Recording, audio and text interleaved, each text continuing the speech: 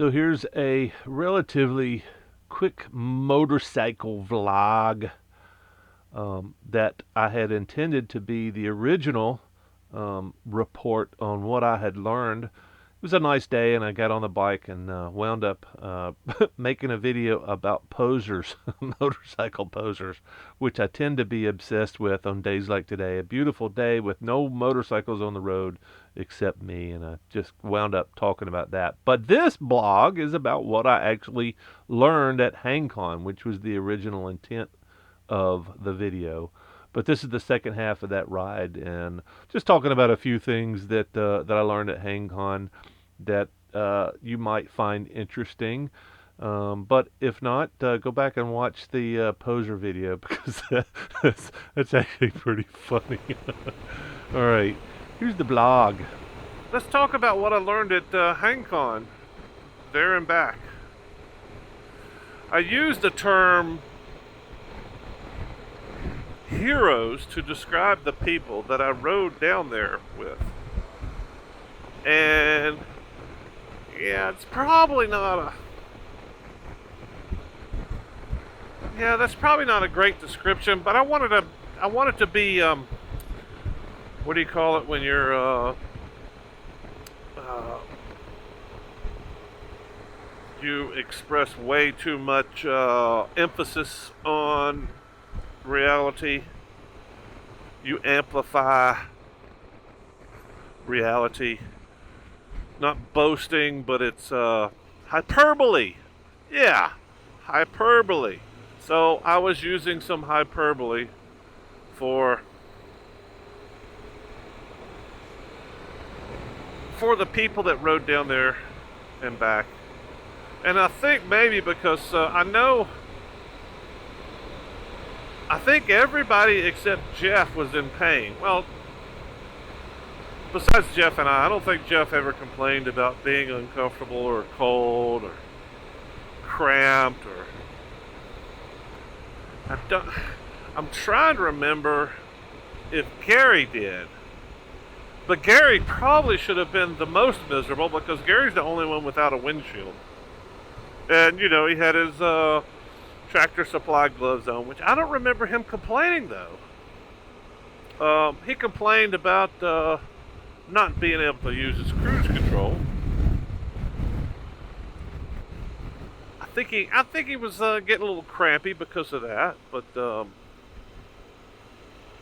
yeah, no real big complaints from Gary. And I got a little bit of chilled because I was wearing a jacket that I almost never wear, especially at cross country, because I was walking out the door and I couldn't find the liner for the one that I always use on my cross country trips. Couldn't find the liner. So I was just like, this one's got a liner in it, I'll just take it. And apparently, although I thought I'd zipped up all the vents, I did not. And it was a little bit of chilly ride all the way down there, basically. But I survived.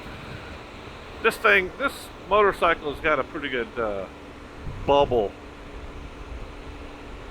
And it's got very, very nice heated grips. And I'm kind of struggling with this motorcycle because it's such a nice cross-country bike.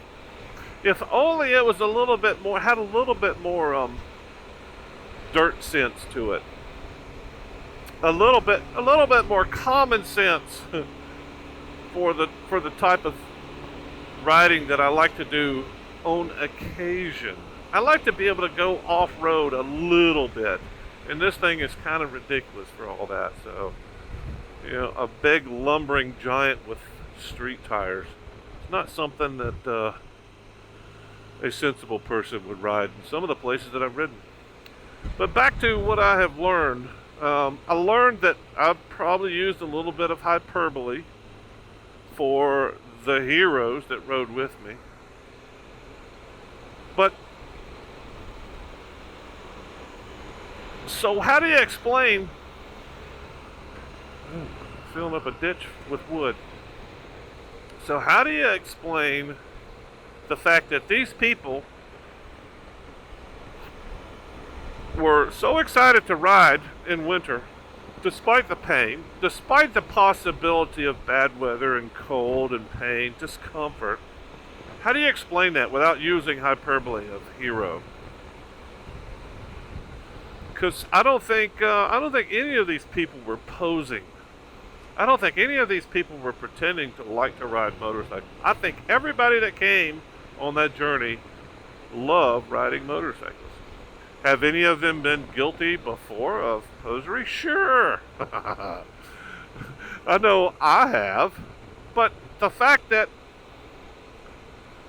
5 motorcycles, 5 riders got on their bikes in the dead of winter, got up several mornings in a row, or several mornings to ride down, 4 mornings. Well, hell, Gary rode from Texas to start the journey, to start the Alabama journey down there. So he rode from Texas, through awful weather, and then when we were done, he rode through awful weather getting back. So, yeah, maybe Gary's the only true hero, because I wouldn't have ridden through that weather that Gary did, because that was some pretty hard rain. Gary was soaked.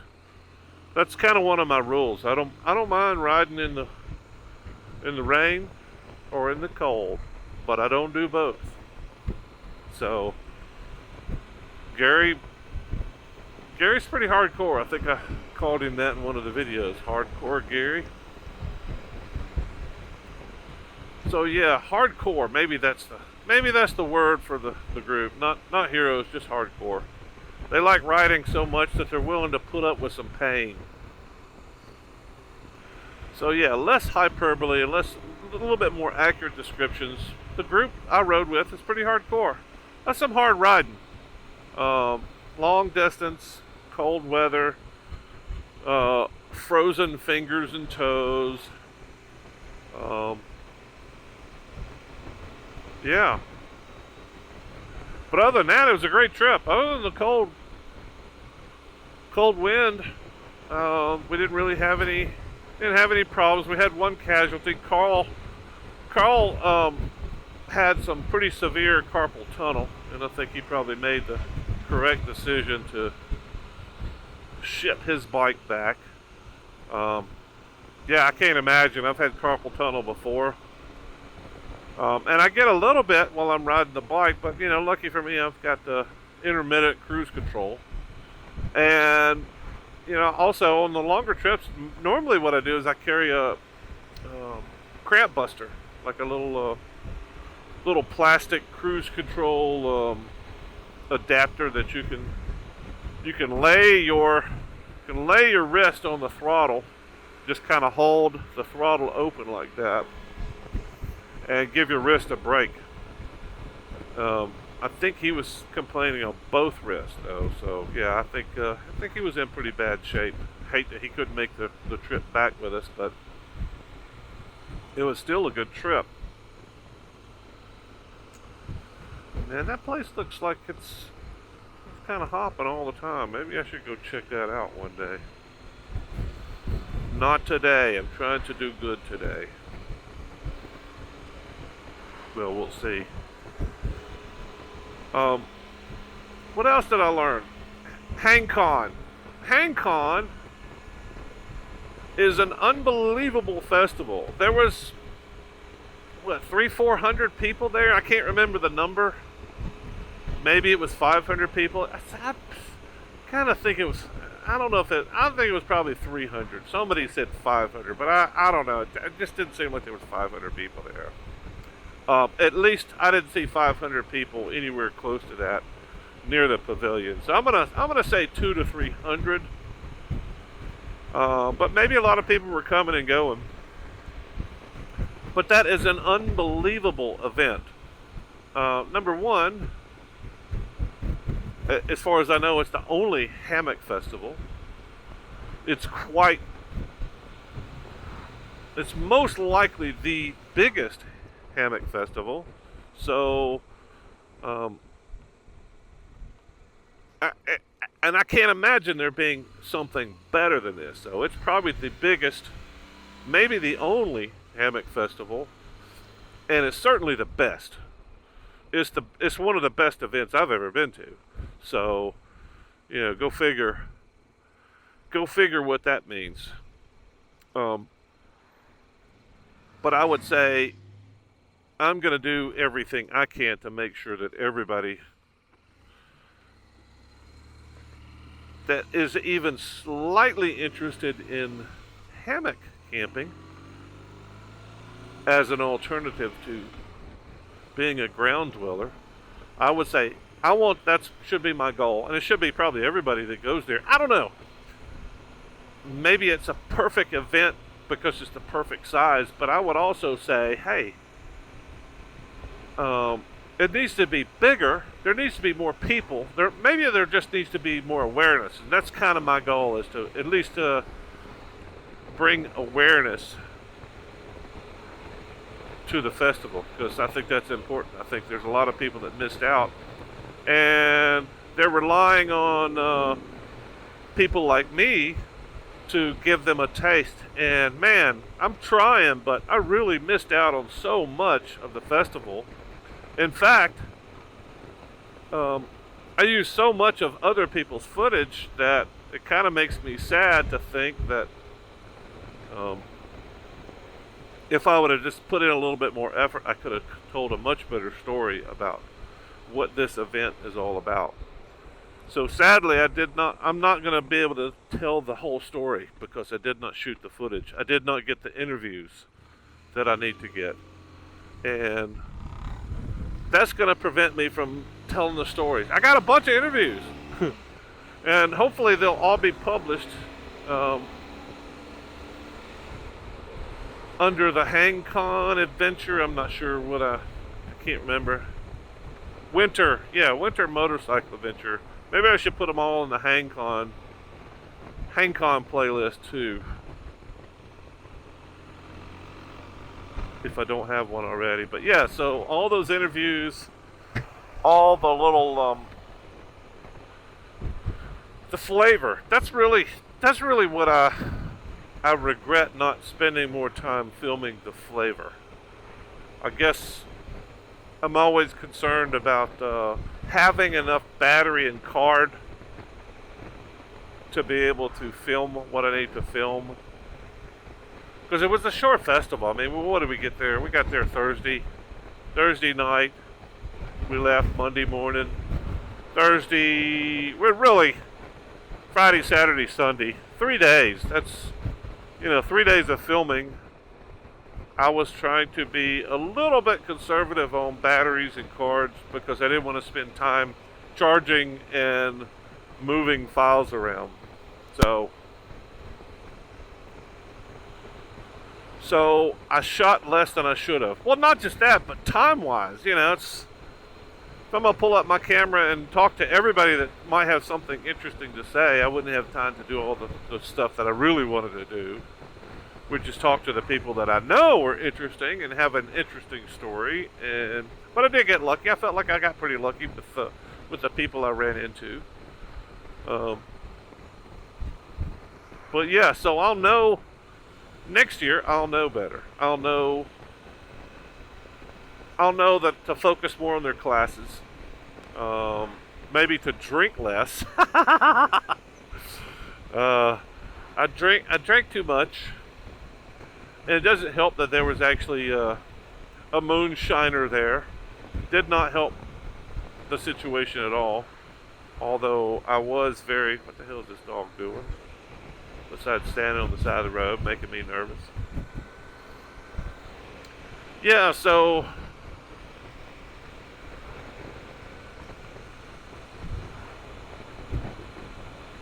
HangCon is an extremely underrated,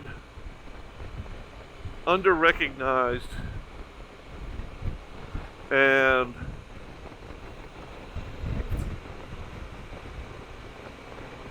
underappreciated event that I think many, many, many more people should become aware of. And hopefully that's what I'll do. Hopefully a few of these videos reach the right people. and you can talk about, you can share these videos with the people that missed out. I'm pretty sure I've talked to enough people that maybe somehow these videos will get shared amongst the hammock community, because most of my audience at this point is motorcycle folks, either motorcycle folks or people that are alternative living. I don't want to say lifestyles, because that sounds more like swingers and stuff like that. So alternative living folks, people that maybe are not so much into the, wife and 3 kids and a high mortgage payment every month. Maybe they want a little bit more freedom. So I got a few of those folks, and I got a lot of motorcycle folks, and then God knows who the rest of you guys are, because y'all don't tell me. But yeah. So maybe I picked up a few more hammock folks, because I don't think that there is a better friend to the hammock community than this guy right here, because I've been a consistent advocate for hammock camping for probably close to a decade. And what's really interesting is 2 of the people I interviewed was at 3. Now, at least 2 of the interviews that I had come from the same hammock experience as me. War bonnets. They're both flying war bonnets, which to me was the thing that turned the key for me. It allowed me the war bonnet, and there's others. There's the Hennessy. There's other groundbreaking technologies that allowed me to sleep relatively flat on my side, roll, and be comfortable. What the hell, dude? 35 miles an hour? I don't think this is going to work for me, sir.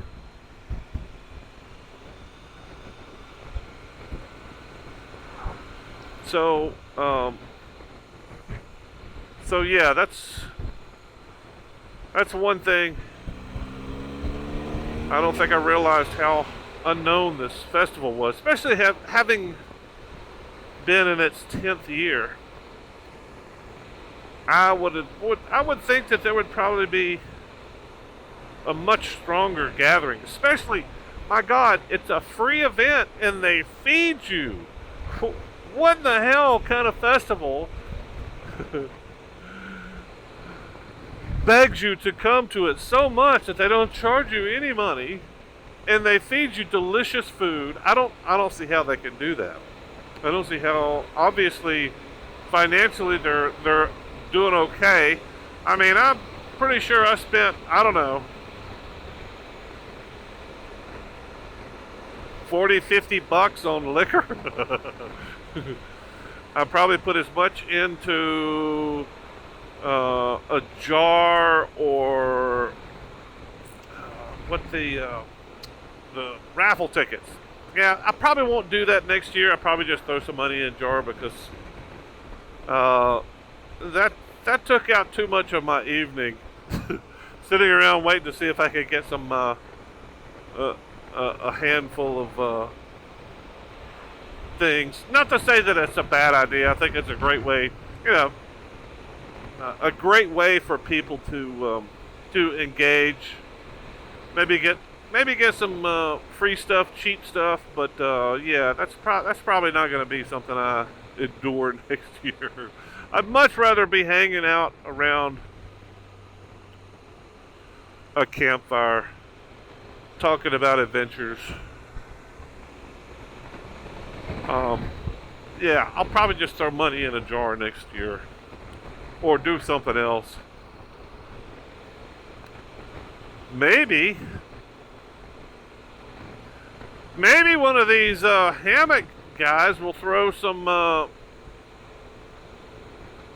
money at the event next year, and I can come represent for them, especially if it's a lay flat guy, and I think the world should know about it.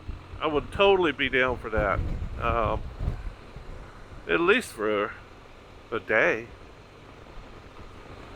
come hang out for the day and talk about how awesome this gear is, especially if it's a revolutionary thing that people need to know about, like the hammock, like the Haven. Those are pretty revolutionary dang things, and Haven's probably coming out with something amazing still. Um, so yeah, who knows? Who knows what the future holds? Who knows what the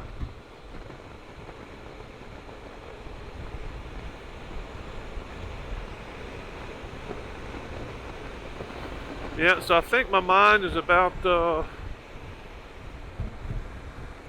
it's almost snapped here. So I think we'll just call this a blog for today. I gave you a little bit of something, some of the things I've learned. I don't know what else to tell you other than I'm shocked at how few people ride in the winter, because it's a beautiful day. You just need some gloves. It's just some decent riding gear, and you can be out riding on a beautiful day like today too. I don't see what the big deal is. Get your ass out of the house. Come on. The world is waiting, yo. That's all I got for you.